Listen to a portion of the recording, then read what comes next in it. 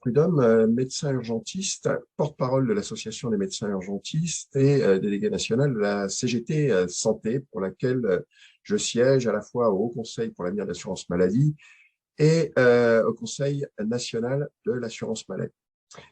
Je me suis engagé à côté de Frédéric Bizard dans l'Institut Santé parce que nous avons besoin de réformes profondes aujourd'hui dans ce système qui ne répond plus aux besoins de la population. Nous avons vu que l'hôpital était dans une situation très difficile puisqu'il a été en incapacité de répondre à des besoins, somme toute, qui sont restés limités, heureusement, lors de la pandémie, puisque tous les moyens se sont concentrés sur les malades Covid au détriment des autres malades Covid bien plus nombreux.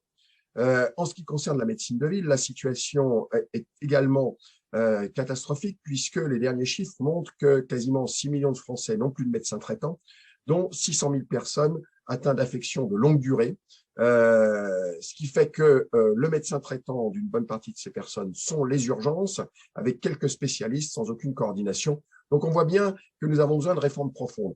Alors, avant de discuter des réformes, il faut savoir sur quels principes nous souhaitons développer une alternative à ce qu'il existe aujourd'hui.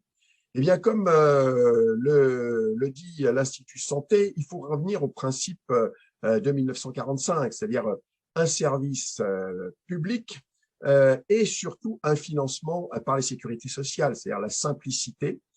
Ça veut dire changer beaucoup de choses, ça veut dire modifier le mode d'exercice des médecins, leur mode de rémunération, puisqu'on voit bien que la rémunération à l'acte et la tarification à l'activité sont complètement inadaptées aux patients du XXIe siècle, qui sont en majorité des patients de plus de 50 ans atteints de maladies chroniques. Et donc, on ne peut pas être dans le cadre d'une rémunération à l'acte. On a besoin de coordination, on a besoin d'une approche pluriprofessionnelle.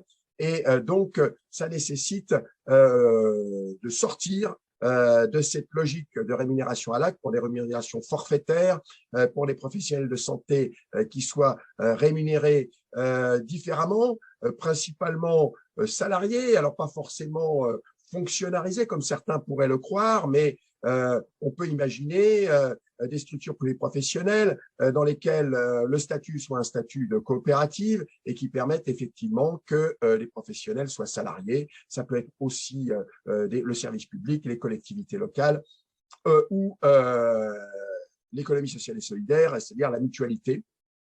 Et j'y reviendrai parce que il faut absolument que la mutualité se réoriente et sorte des assurances maladie complémentaires. Alors, pour cela, on a besoin de beaucoup plus de démocratie, c'est le maître mot.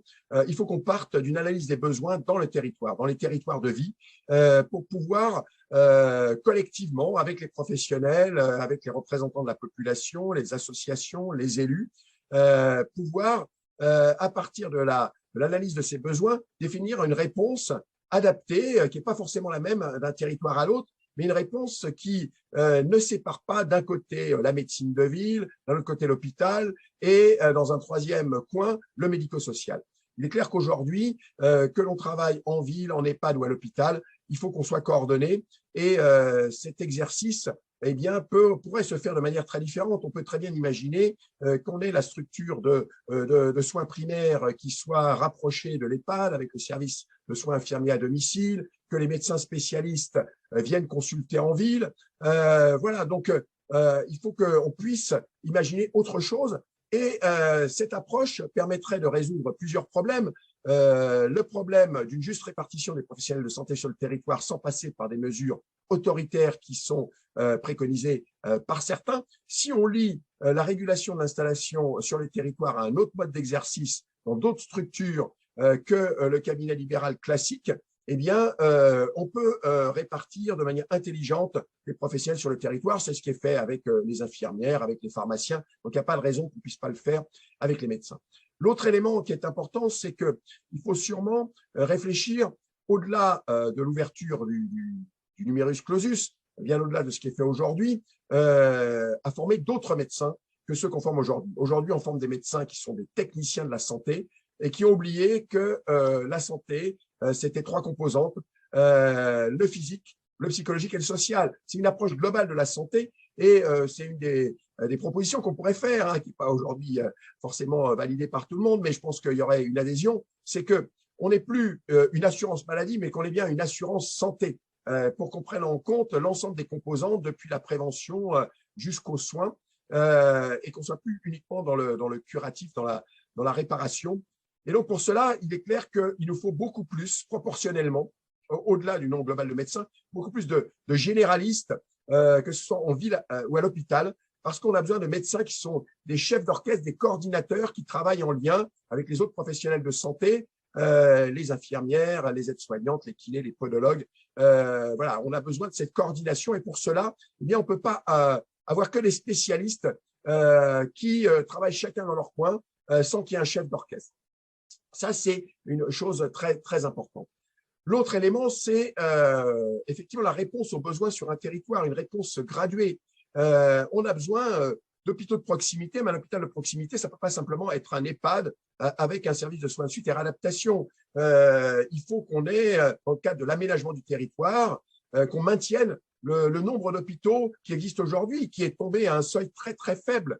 Et on a besoin, moi je suis urgentiste, le maillage du territoire doit reposer sur des hôpitaux avec des services d'urgence pour que tout citoyen soit à moins de 30 minutes en voiture d'un service d'urgence. Alors, pas un service d'urgence, on peut avoir la coronarographie, l'unité neurovasculaire et de la chirurgie spécialisée. Mais le service d'urgence qui est là pour faire le tri et qui va traiter à proximité ce qu'on peut traiter à proximité, et ensuite, qu'on l'on dirige vers la structure de plus haut niveau, en gagnant du temps, les patients qui en ont besoin. Et ça, c'est important qu'on réfléchisse sur cette notion d'aménagement du territoire pour respecter un principe constitutionnel qui est l'égalité de traitement de tout citoyen, quel que soit son lieu de résidence sur les territoires. Donc voilà, donc tout ça, ça peut se faire que si on a une réelle démocratie, et cette démocratie ne peut pas exister avec ce fonctionnement pyramidal que l'on a aujourd'hui, avec la concentration des pouvoirs dans les agences régionales de santé et avec un directeur général dans ces agences régionales de santé qui a tout pouvoir, qui est entouré d'un certain nombre de structures, mais qui ne peuvent donner que des avis. Et de toute façon, si ce directeur général ne veut pas suivre les avis, il peut aujourd'hui s'asseoir dessus.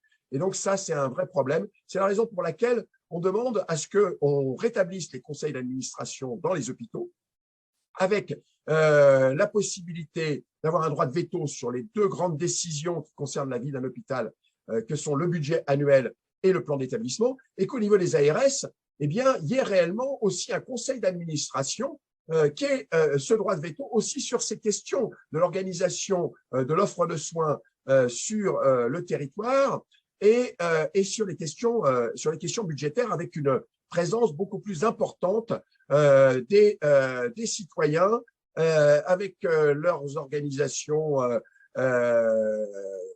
les associations de patients, et puis surtout les élus locaux qui ont beaucoup de choses à dire et qui sont les représentants légitimes de la population. Alors, l'autre élément qui est important, c'est mais qui va financer tout ça et comment? Bien, on voit bien qu'on a un système de santé qui repose sur un trépied. Les professionnels de santé, le terrain, l'organisateur qui doit être l'État, et un financeur qui est la sécurité sociale. Alors, c'est quand même assez intéressant parce que on voit que les pays qui ont mis en place des systèmes uniquement financés par l'impôt, si une décision politique à un moment donné fait qu'on réduit drastiquement les moyens, ce qui s'est passé en Grande-Bretagne avec Margaret Thatcher, a fait que ce qui était considéré dans les années 70 comme un des meilleurs systèmes de santé au monde, le système anglais, s'est effondré parce qu'on a coupé le robinet du financement. Donc, ce triptyque est un atout, ça repose sur l'histoire de la France et c'est un atout. Mais on n'a jamais été jusqu'au bout de ce qui était préconisé par le Conseil national de la résistance sur ce que devait être la sécurité sociale. Alors, on est tous fautifs, y compris nous les syndicalistes, puisqu'on avait les régimes spéciaux qu'on a souhaité conserver parce qu'on ne savait pas ce qu'allait devenir cette sécurité sociale. Mais aujourd'hui, on a un système très complexe qui peut être amélioré et on peut faire de bonnes économies si on a une seule caisse de sécurité sociale. Donc, on aille vers une extinction des assurances maladies complémentaires dont les coûts de gestion sont supérieurs à ceux de la sécurité sociale, alors que la sécurité sociale rembourse 75% des soins. ces coûts de gestion sont inférieurs aux assurances maladie complémentaires qui remboursent que 15% des soins, voilà, et qui aujourd'hui ont des frais de gestion qui représentent quasiment 25% de ce que versent les assurés. Donc, la sécurité sociale, collecteur unique de cotisations et payeur unique de prestations, ce qui serait quand même un système beaucoup plus simple à la fois pour les patients qui auraient besoin que de leur carte de sécurité sociale, leur carte vitale, et puis on aurait une visibilité sur ce qui est pris en charge globalement, alors qu'aujourd'hui, on ne sait pas, quand on est dans le système de santé, quel sera le reste à charge. Je vais citer un exemple. Aujourd'hui, quelqu'un qui se fait opérer, par exemple, d'une prothèse de genou et qui va ensuite, pendant un mois en rééducation, même s'il a une bonne assurance maladie complémentaire, son reste à charge moyen est de 1 000 euros. 1 000 euros, c'est-à-dire quasiment l'équivalent d'un SMIC. Donc, c'est une catastrophe. On ne peut pas continuer avec ce système qui crée et qui renforce les inégalités. On sait que les inégalités en termes de santé nuisent à la bonne santé de l'ensemble de la population. Alors voilà, dans l'Institut Santé, nous sommes très divers et très variés. On est en accord sur les principes, sur les solutions. On continue à débattre pour essayer d'obtenir le consensus le plus élevé possible. Il y a aussi des divergences, mais voilà, c'est la démocratie, c'est très bien, et c'est surtout la légitimité eh bien, du tissu social dans sa diversité, avec des professionnels, toutes catégories confondues, des économistes, des représentants des patients. Voilà, on ne peut plus être avec un système vertical où tout se décide au sommet à Paris, très loin des réalités de terrain.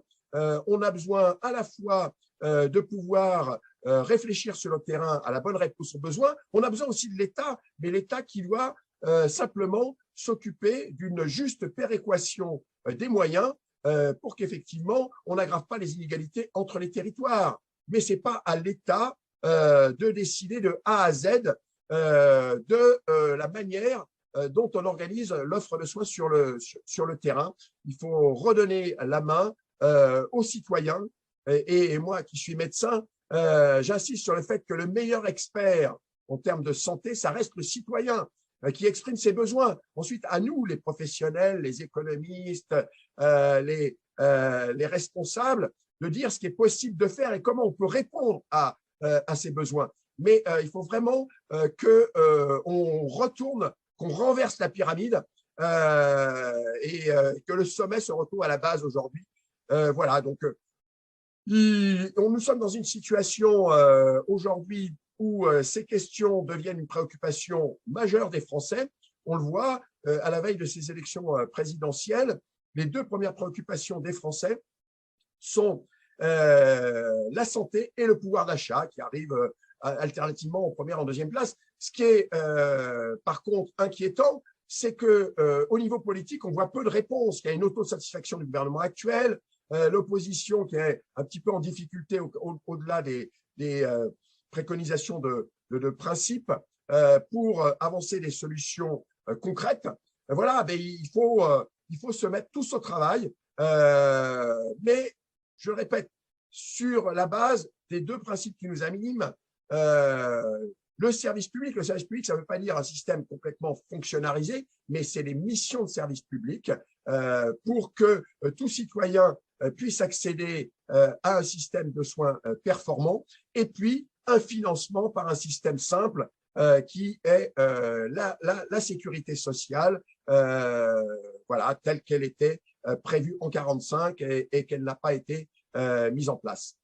Eh bien voilà, juste un mot, je pense que l'avenir est à nous si effectivement on poursuit ce travail collectif et que on impose dans le débat politique, au sens noble du terme, l'avenir de notre système de santé qui est un bien commun qu'il faut préserver. Merci.